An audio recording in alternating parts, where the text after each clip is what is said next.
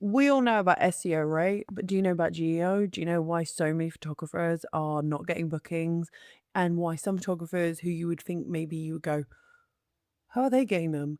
It's all down to GEO. So not only are we now having to worry about SEO as a photographer, we also have to consider GEO. And before you tell me, what the hell is GEO? Khandie will tell you. Okay, I got you, boo. Because you may have noticed that some of your competitors, I hate using that term, are getting bookings when you think, why didn't I get that? Why am I not coming up on that?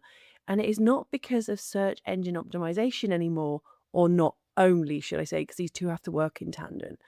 It is to do with GEO, generative engine optimization. Yeah. Now, I know your eyes are going to glaze over on this point, and it doesn't help I'm sat here talking to you, but I hope you can sit in and listen to this one because I don't see many people talking about GEO, particularly in the photography industry. And it is something that I am proactively doing on my own website and trying really hard to get around because I hate, as much as we hate it, AI is changing how people search for anything on the internet. Often when I speak to photographers, they talk about, oh, I've got new lights, I've upgraded this, I've got a new camera body. And I'm like, okay, but what about your marketing? And we say, can you have conversations? Like I literally do. I have a whole podcast that is based on quite mostly conversations that I have. The podcast, The Loud Lens, I really bleat on about it. I absolutely enjoy doing that content for you. So if you're interested, please jump on there. And it is also here on a playlist. So I'll put that as well. But I'm shocked at how many photographers don't know about GEO. We know about SEO, but GEO, we're like, what is that? So I'm here to tell you and how you as photographers need to be implementing this as a matter of urgency. The problem we have is that photographers have kind of got used to doing these word salads. Hi, I'm Khandie and I capture memories. Great. So do about 1,000 other photographers in our area. What we actually need to do is get something that AI will pull off when people search and go, okay, this person specifically does this. Okay. Not captures memories, but captures family portraits for people who don't like having their photo taken or something like that. Okay, but we are going to get into it, so don't fret too much. I think it's really important to remember what GEO is. So we know SEO is search engine optimization. You try to rank on Google or the search engines. You optimize pages. You write blogs. You target keywords. And Google, other search engine out there, but I have no idea what you're using, find you. Great. Brilliant. You've done a good job. GEO is so different. It's like the awkward aunt or the awkward sister you invite to the party who you're like, okay, we like them, but they are a little bit. So generative engine optimization, GEO, is making your content discoverable and obvious to AI find, like AI systems. So I want you to think like ChatGPT, Claude, Perplexity, Microsoft Copilot, all of those, right? They want to be able to find you. And honestly, there will be a new AI assistant out probably by next Tuesday. By the time I've released this video, there'll probably be another one that's already been created. So instead of like just Googling and people get those 10 links or whatever it is, blue links that tells them where to go, there is an AI mode that will tell them a little bit more about that person by pulling the information in from their websites to say, hey, are you looking for portrait photographers in Northampton? Well, Khandie's known for her dynamic pictures that are very colorful, blah, blah, blah, blah, blah, right? And that will then push that client. Forgetting all your SEO, it will pull what's off your website into that space. AI increasingly gives the person who's searching direct answers. AI summarizes information off your website. AI suggests businesses to them. AI creates its own shortlists. And photographers have completely ignored this shift in the search engine now. It is no longer just hoping you rank high on Google. I'm not to say, like I said before, SEO and GEO go side by side, but you actually need to be doing them because as much as we hate AI, it is here. And I don't hate it. I think it's very clever. But a lot of us have spent a lot of time creating these lovely word salads with chucking all these keywords in, but it doesn't really tell us what we do. Now, the human might go, I know what Memory Maker is. Okay, cool.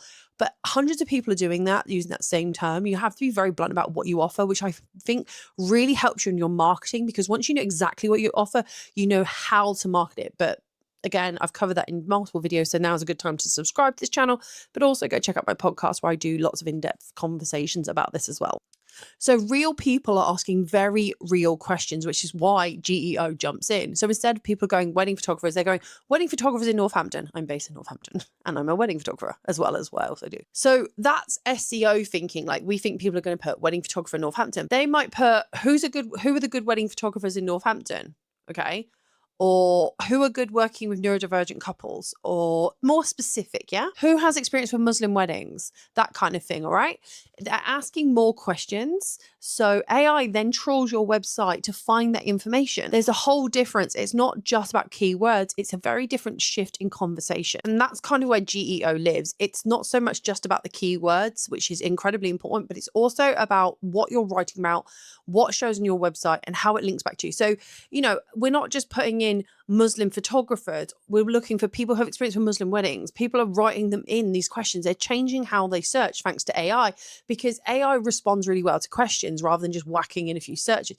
It's such a different context now. I say this with absolute love. Most photographers are not set up for GEO. Most. And I checked a few. I literally pulled a few randoms from my friends. My friends are in that group. Most websites are absolutely stunning, visually beautiful, but in terms of content, written content, they're pretty empty. There's so much information missing. The average homepage seems to say capturing moments, memory maker, timeless memories, that kind of stuff. Yeah. But no one really knows exactly what that means, which means AI doesn't know what that means, which means it doesn't pull you in when it does its searches. Instead, imagine if it says photographers who are good with shy teenagers, and you've written a blog about how you deal with shy clients who might be teenagers or people who have never had a photo shoot done. Suddenly it will go, hang on a minute, they've written about that, and pull that in. However, if you put, I'm a photographer who captures timeless memories, it's not going to pick you up because it just doesn't. And the reason is probably because that's quite a word salad. Like, we are used to chucking those in.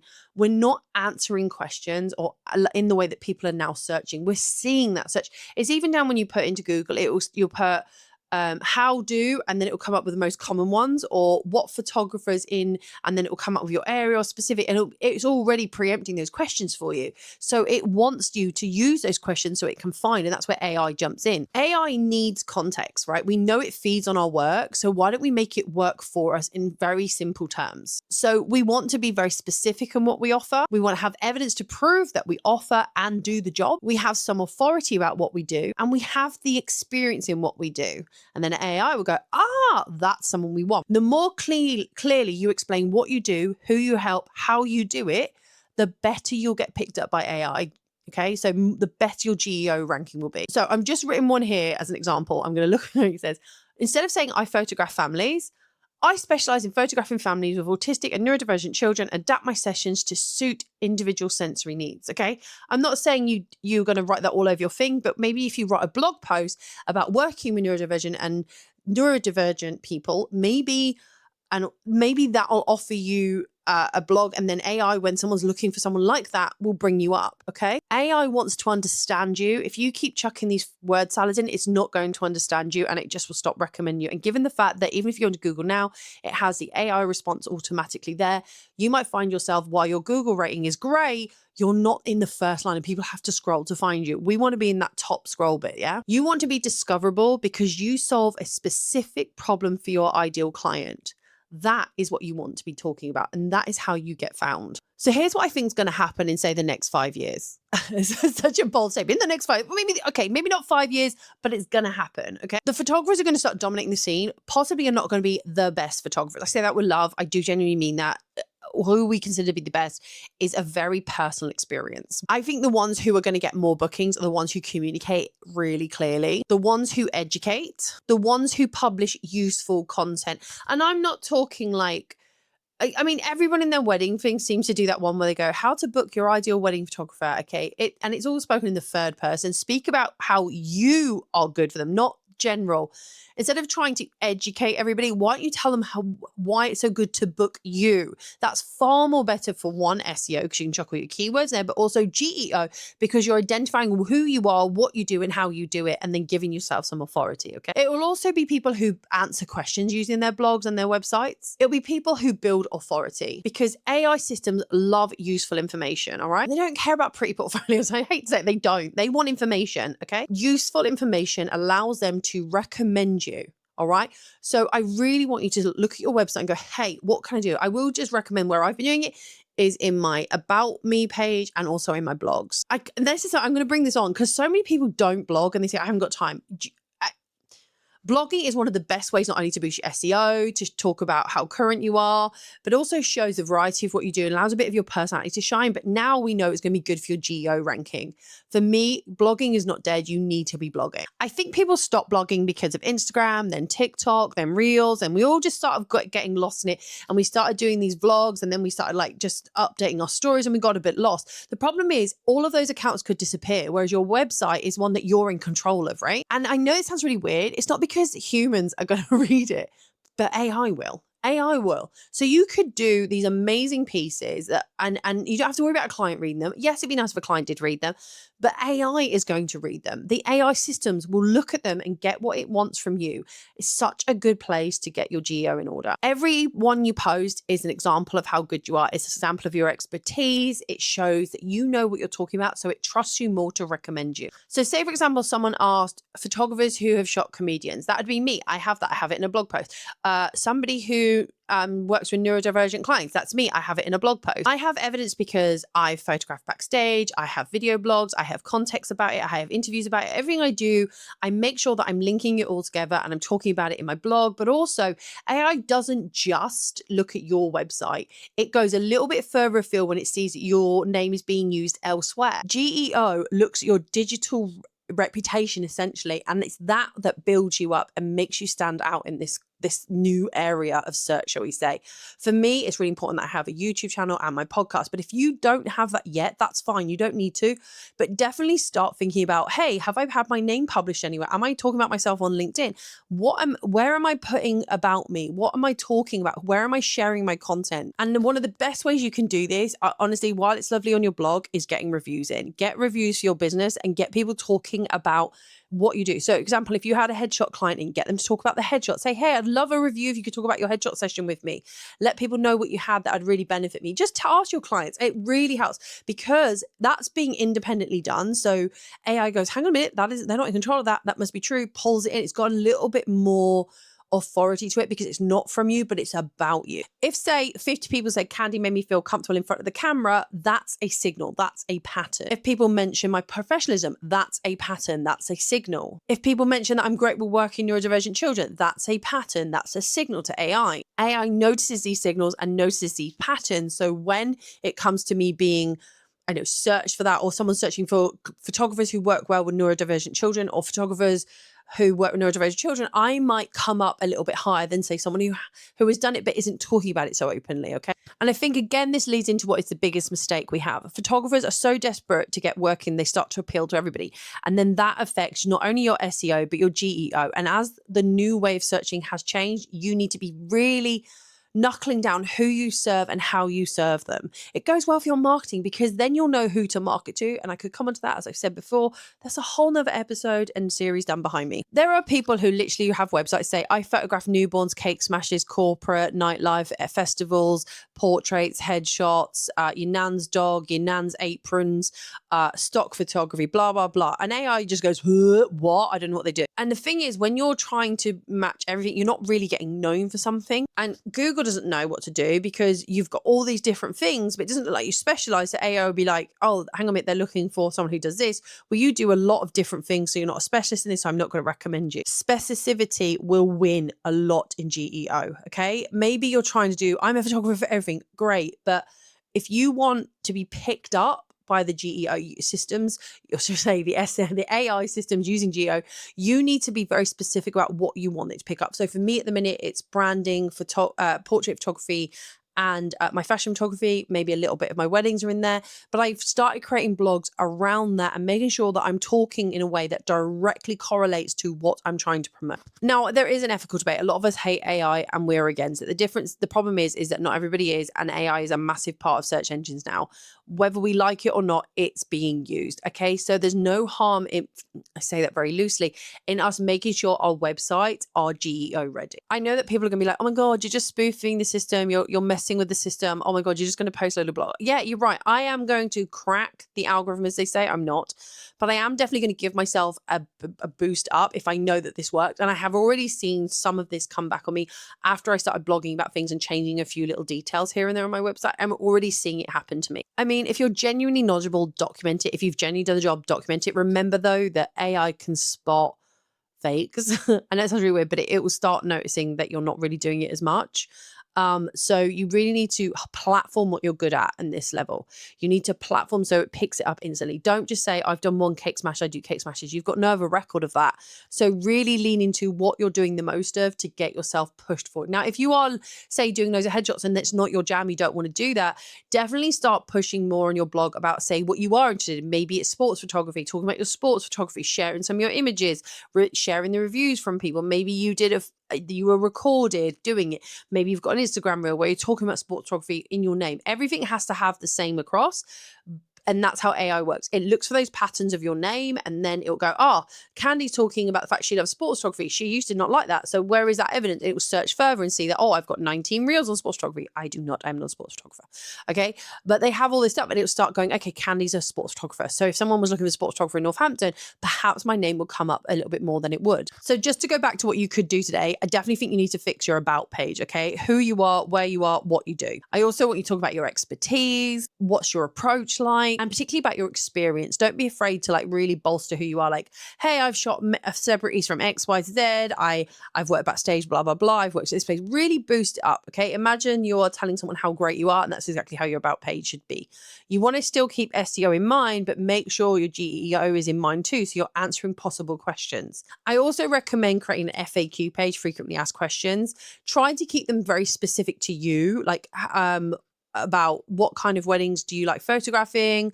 You could say, I like elopements. I love city ones. I love ones here in Northampton, whatever it is, and link it very specifically to what you do rather than having a blanket one. Really link it. Don't be afraid to just do case studies as well. Talk about a client. What were the obstacles you came up against, or how did you do the process, or any specific things you had to remember for that wedding or that event. And definitely ask for better detailed reviews. So if you had a headshot session, ask them to comment about their headshot session, because if you want to be headshot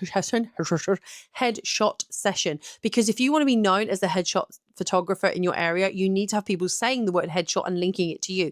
So rather than go, I had a great photo shoot with Khandie, it was amazing, just say, hi, I would love it if you gave me a review mentioning that you have a headshot session, just so I can pick out that this was a headshot session. And they'd be like, okay, cool. So they go, I had the most amazing headshot shoot with Khandie. She made me feel so comfortable, so professional, and I love the images. That's that, bing. Okay. And make sure you respond as well. I think that is so valuable. And a lot of us are slacking on getting reviews. We like to think of getting them and we feel a bit weird about giving them.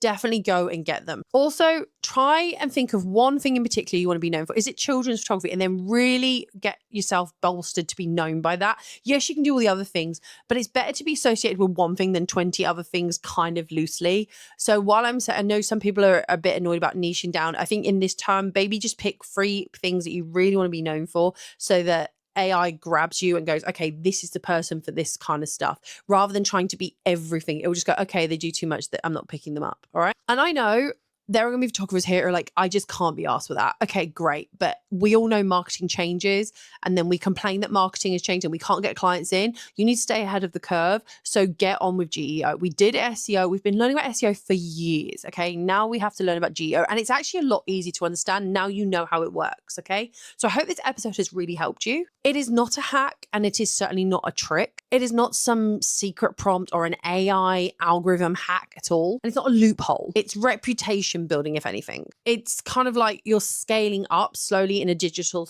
atmosphere, but you're making people know. So you're sort of building up your CV with your knowledge base. You're telling AI what you do by showing it what you do, rather than just simply telling it as well. It takes a little bit of time, but it's definitely cheaper than buying a brand new camera. So, if you want to get those clients in, you want to future-proof yourself, definitely look into GEO. I think the photographers that survive the next decade aren't just going to be the pretty photography ones. They're going to be the educators, the scholars, the people who know how to promote themselves. And it simply is just writing blogs and getting involved in the scene. I hope that this has helped you in some way, but it's worth noting that your first conversation with a client will probably be not with you, but your client will have one with some sort of AI system. So when that AI system goes looking for photographers, you want to hope that it picks you up first, because you would have had all your GEO lined up. Otherwise, it's going to find someone who'll do the job, who is is just better explaining what they do than you are. If you have any questions on GEO, I'm happy to answer them in the comments as best to my knowledge. I think it's really important that we do this. I didn't see many people talking about it, so I know it's really weird for me to, and it's quite a boring episode because I'm just sat here. I was going to do it in some fancy kind of schmancy way, but I was like, do you know what? It's already dull enough. GEO. I just wanted to talk to you and get you used to it. It is a bit of a monotonous subject, but hopefully this has helped you. And you know, please, please, please don't think of this as overwhelming. Just start when you're writing your blogs. Really, well, first of all, start writing your blogs and really go in depth into what you do and how you do it. And if you find that too much, maybe that's one of the main problems why you're struggling to find clients, because you need to know what you do and how you do it and who it's for before you even start running this business as a business, because otherwise how are you going to market? Okay. Please, please, please do not think of this as a ball ache or, oh my God, I can't do it. You totally can do it. It's just you just need to have that little bit of time aside just to write it. And I'm sorry, but marketing is one of the most important things in any part of your business. So please give it the time that it needs, and don't try to be a bit like slapdash with it. Okay. It takes time to build up. It really does. But those of us who are going to be around in years to come are those that see how the world is developing, much like how we've now moved forward in cameras and technology. So is marketing. We are no longer marketing like it's 2014. We're not even marketing like it's 2023. We are now marketing in a totally different way now that AI has really made its footprints in the market. Okay. So you need to either go with it or, in my opinion, just sink. Okay. I have a huge problem with AI. But I also think it can be really good for people, and I'm not dead against it. But knowing how integrated AI now is in marketing and social media and just search engines, of course this was going to happen. Okay. Okay. See you all in the next video.